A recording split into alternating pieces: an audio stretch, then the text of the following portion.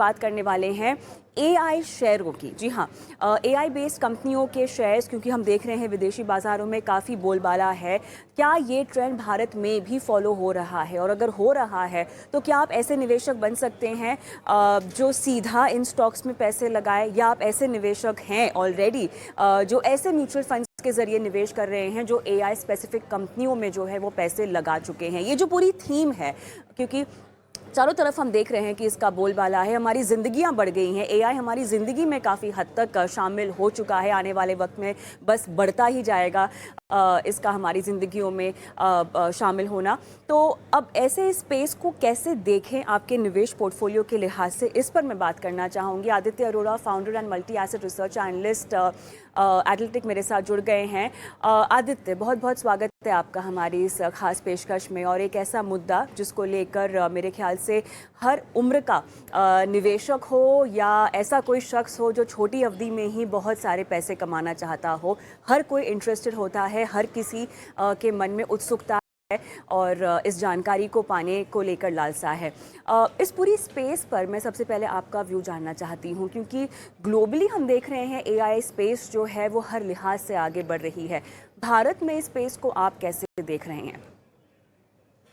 बिल्कुल, आपने एकदम सही कहा। ये कह सकते हैं कि अभी टिप ऑफ एन आइसबर्ग ही है, जो एआई टेक्नोलॉजी है। अभी जैसे चैट जीपीटी का बहुत बोलबाला है, बार्ड आ गया है और काफ़ी सारे एआई टूल्स आ चुके हैं, जिससे प्रोफेशनल्स की, स्टूडेंट्स की, हर एक की लाइफ कंप्लीटली चेंज कर दी है। जैसे एक ये भी मुद्दा उठाया जाता है कि इससे काफ़ी सारे जॉब कट्स हो सकते हैं, और जॉब कट्स हमने देखे भी 1-2 साल में कैसे टेक कंपनीज़ में ले ऑफ हुए, क्योंकि वो काम चैट जीपीटी कर सकता है या एआई टूल्स कर सकते हैं। जैसे काफ़ी सारी इंडस्ट्री जहाँ पे एक फिक्स फ़ॉर्मूला है, जहाँ पे कोई क्रिएटिविटी का स्कोप नहीं है, जहाँ पे कोई सब्जेक्टिविटी का स्कोप नहीं है, फिक्स्ड आंसर निकल जाते हैं।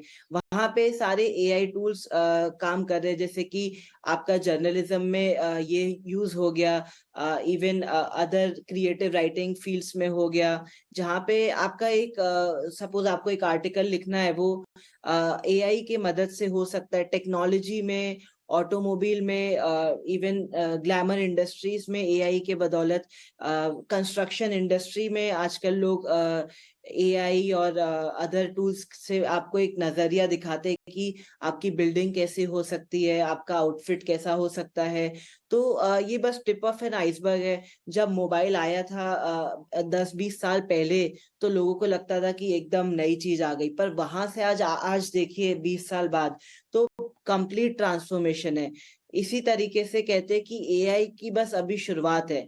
आगे 10-20 साल आप देखेंगे तो पूरी लाइफ कंप्लीटली बदल जाएगी, देखने का नजरिया बदल जाएगा, और जो ये कंपनीज है उसमें मैसिव वेल्थ क्रिएशन हो सकता है। और दूसरी बात ये है कि मार्केट बहुत स्मार्ट है, और मार्केट के जो इंस्टीट्यूशनल इन्वेस्टर है वो उससे भी ज्यादा स्मार्ट है। तो उन लोग ने चीज को ऑलरेडी डिस्काउंट कर रखा है। तो इसमें जो एआई कंपनीज है, जैसे टाटा एलेक्सी, उसने मैसिव बुल रन देखा है 1-2 साल में। तो काफी सारी कंपनीज में डिस्काउंटेड है और काफी सारी में येट टू बी डिस्काउंटेड है। तो future looks very bright for AI. Aditya, एक एक करके इस पूरे मामले को समझते हैं। ये बात हम समझ गए कि किस तरह से हमारी ज़िंदगियां जो हैं एआई के साथ साथ अब चलती हुई हमें दिखाई देगी, और काफ़ी हद तक हमारी ज़िंदगियां आसान भी बन जाएंगी इसके शामिल होने से। अब बात करते हैं आपके निवेश की और आपकी कमाई की। और बहुत सारी कंपनियां हैं जो आपने भी हाईलाइट की हैं, जहां पर अभी अगर आप फोकस करें और अगर लंबी अवधि का नज़रिया रखें तो आप कमा सकते हैं। लेकिन उससे पहले मैं चाहती हूँ कि थोड़ा सा इस स्पेस में किस किस तरह से म्यूचुअल फंड्स ने भी पैसे लगाए हैं, इस पर भी हम फोकस करें, क्योंकि हमारे दर्शक आदित्य ऐसे भी हैं जो सीधा स्टॉक खरीदते हैं, और हो सकता है वही ऐसे निवेशक हैं जो म्यूचुअल फंड्स के जरिए भी निवेश करते हैं, या ऐसे भी दर्शक हैं हमारे जो केवल म्यूचुअल फंड के जरिए ही पैसे लगाते हैं इक्विटी बाजार में। ठीक है, तो इस स्पेस को अगर मैं ध्यान में रखूं तो किस किस तरह के फंड्स में आपको लगता है कि एक्सपोजर जो है आपको मिला हुआ दिखाई देगा? स्पेसिफिक थीमेटिक फंड्स भी इस स्पेस को लेकर हमने आते हुए देखे हैं, किस तरह का उनका रुझान है, कितनी समझ है रिटेल निवेशकों में इस पूरी स्पेस को लेकर, अब तक निवेश को लेकर क्या रुझान सामने आया है? देखिए, मैंने जितना स्टडी किया है इस मार्केट को, तो म्यूचुअल फंड्स का लिमिटेड एक्सपोज़र है यूएस मार्केट में, जहाँ पे डोमिनेंट एआई प्लेयर्स हैं, जैसे कि माइक्रोसॉफ्ट हो गया, गूगल हो गया, मेटा हो गया। तो वो कंपनी में एक्सपोज़र के थ्रू इनडायरेक्टली इंडिया के रिटेल इन्वेस्टर्स उसमें निवेश कर सकते हैं। तो मुझे ऐसा लगता है कि पराग पर एक म्यूचुअल फंड जो है, उनका एक्सपोज़र है यूएस इक्विटीज़ में, ये सारी कंपनीज़ में, गूगल में हो गया, एप्पल में हो गया एंड मेटा में हो गया। तो उनका एक्सपोज़र है, तो उस हिसाब से एक अच्छा एडवांटेज उठाया जा सकता है। बाकी के अदर म्यूचुअल फंड्स भी है, जैसे मोतीलाल ओसवाल हो गया, आईसीआईसीआई हो गया। But I think as per the past performance, Parag पर एक म्यूचुअल फंड ने काफ़ी टाइम आउट परफॉर्म किया मार्केट में, और they were early pickers of these good companies. तो मुझे लगता है थोड़ा-सा कन्विक्शन वहाँ बनता है। ये मेरी सूझबूझ के हिसाब से है, पर आप फिर भी एक अपने फाइनेंशियल एडवाइज़र से समझ के ही इन्वेस्ट करें, क्योंकि ये बहुत डायनामिक फ़ील्ड है, बहुत डायनामिक है, क्योंकि नेक्स्ट ईयर ऐसा कह रहे हैं कि यूएस में एक बार रिसेशन भी आ सकता है एज़ पर द डेटा, तो इसमें फ्लक्चुएशन टेक्नोलॉजी में बहुत ज़्यादा आता है। तो सही अप्रोच ये रहेगा कि आप लमसम नहीं करें, बल्कि एसआईपी अप्रोच फ़ॉलो करें, तो अगर कोई डिप भी आता है, तो एक बहुत अच्छा अपॉर्च्युनिटी बन सकता है कि नीचे से खरीद सकें, और आगे 3-5 साल नज़रिया काफ़ी अच्छा लगता है। आदित्य, आप ये बताएँ कि जिस तरह की कंपनियाँ आप रिकमेंड कर रहे हैं, वो किस बिना पर कर रहे हैं और कितने साल के नज़रिए को ध्यान में रखते हुए कर रहे हैं और वो कौन-कौन सी कंपनियाँ हैं? देखिए, मैं मानता हूँ कि अभी इसमें निवेश थोड़ा-सा लंबा करना चाहिए, क्योंकि 2020-21 में जो टेक में बूम आया, उसमें valuations have run ahead of itself.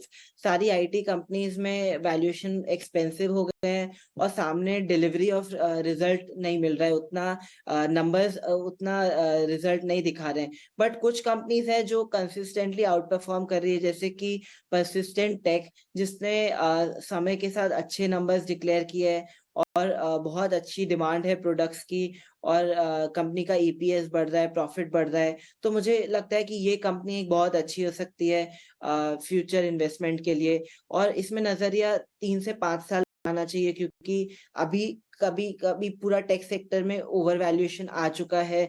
अभी वो थोड़ा-सा करेक्शन के हिसाब से मीन वैल्यू पे आ चुका है, पर इसको 5 साल देने चाहिए। और बाकी की कंपनी, मुझे लगता है बॉश एक मल्टीनेशनल कंपनी, बहुत अच्छी कंपनी है, और वहाँ पे एक अच्छा ट्रैक्शन देखने को मिल रहा है, चार्ट्स में भी अच्छा ब्रेकआउट है, और अच्छा काम कर रहे हैं एआई में। बाकी की कंपनी है सायंट, ओरेकल और ज़ेंजा टेक।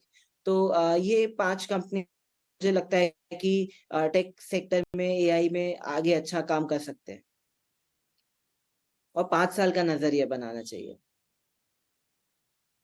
ऑलराइट, तो 5 साल का नज़रिया आपको इन तमाम कंपनीज़ में जो कि आदित्य रेकमेंड कर रहे हैं और इस स्पेस में अगर आप अपने पोर्टफोलियो को डाइवर्सिफाई करना चाहते हैं। लेकिन एक चीज़ जो मुझे आदित्य आपसे समझनी है कि घरेलू कंपनियों के ज़रिए हम डाइवर्सिफाई करें इस स्पेस में, या आपको लगता है कि अगर हमारे पास क्योंकि मौके हैं विदेशी बाज़ार में भी पैसे लगाने का और इसी स्पेस का एक्सपोजर पाने का, तो क्यों ना वो किया जाए? क्या फ़ायदेमंद होगा ज़्यादा?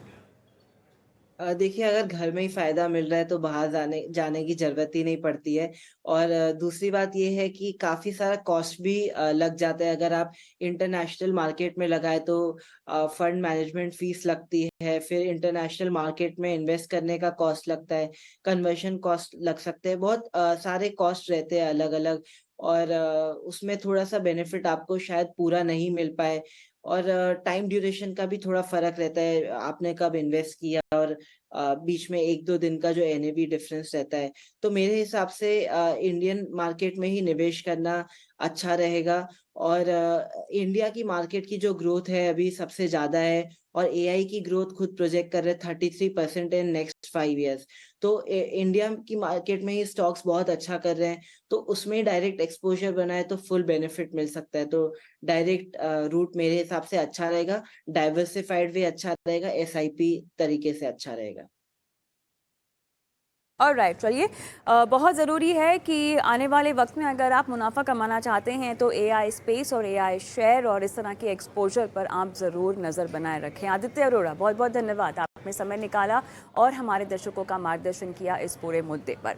और अपना फाइनेंस मिनिस्टर में इसी के साथ हम रुकेंगे एक छोटे से ब्रेक के लिए, लेकिन मैं ब्रेक पर जाऊँ